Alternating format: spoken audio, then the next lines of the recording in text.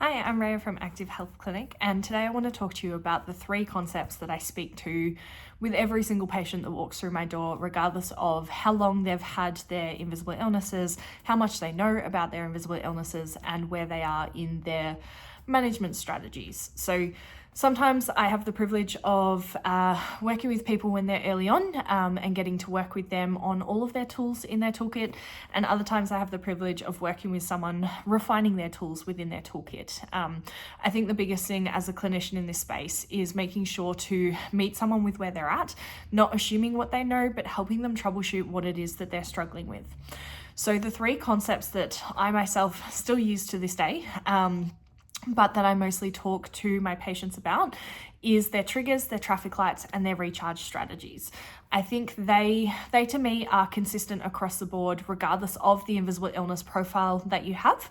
And they're something that should be regularly checked in upon and strategized around so that we always have access to the right tools in our toolkit. So in no set order, but when I'm working with someone, we'll review what their triggers are. So these are the things that aggravate their symptoms, that cause flare-ups or setbacks or whatever it might be. These might be big ones, but these also might be little ones that we haven't necessarily recognized, or we might know all of our triggers and we might know things to do about them. Some are controllable and some are really uncontrollable, but it's recognizing what our triggers may be so that we can then follow through with our traffic lights and our recharge strategies around those. So I often get people to write out a list of their triggers. These can be physical, cognitive, emotional, social, sensory, all of those different concepts, and really looking at which ones affect that particular person in their presentation. Then I'll look at traffic lights. And if you don't know what that is another video we have on our YouTube channel. But essentially we have our green lights saying go, we have our orange lights that say slow down, and we have our red lights that tell us to stop. And this is within our symptom profile. So I'll often get people to review that because it does change over time. And it is something that we can potentially normalize to some extent or not tune into, and something that just a refresher can be really helpful. So I'll often tell people to write down what their orange lights are. So what are their warning signs? What symptoms come in to tell them to slow down? And then I'll get them to write down what are their symptoms that tell them to stop, please stop. Because these pair nicely with the triggers. We're exposed to the trigger and then sometimes quite quickly, sometimes slowly, our orange lights will come on and then our red lights will come on. So they will have that ripple effect.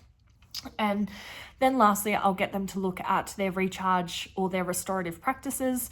And now this isn't something that makes them feel better, but it might neutralize the task. It might help them stabilize with where they are, or it might prevent the setback that could have occurred, or help us have less symptoms or less of a recovery on the other side. So our restorative practices or our recharge practices, depending on your terminology, are things that help us manage symptoms or prevent symptoms.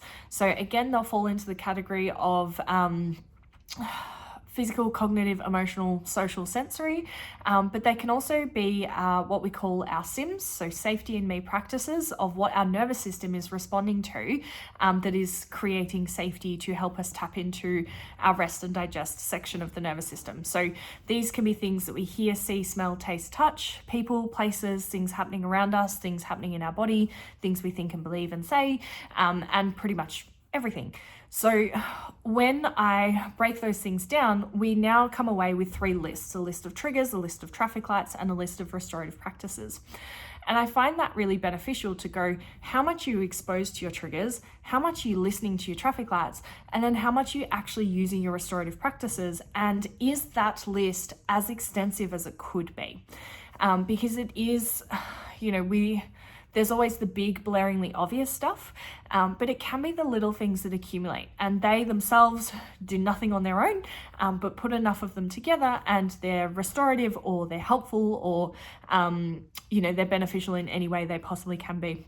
And as I've said in a couple of my videos, sometimes it's the setback we didn't have, or the symptom we didn't have, or the faster recovery within a flare-up. So sometimes progressions or wins or achievements are actually in things that didn't occur, which is why we put in these restorative practices, is that they work more on a deeper level, not just that superficial immediate level. And also recognizing that a lot of life is uncontrollable and we can't control everything. So having access to the things that we can control and having a list of strategies that support us is something that is beneficial as much as it possibly can be. And it's tools in our toolkit that are there when we need them, that we can access at the time and place, when we're ready, when we can, when we've got capacity, all of those kind of concepts. So I hope this all makes sense, and the point of this video today is to invite you to look at your triggers, your traffic lights, and your restorative practices, and make sure that they're up to date, and make sure that you yourself are scheduling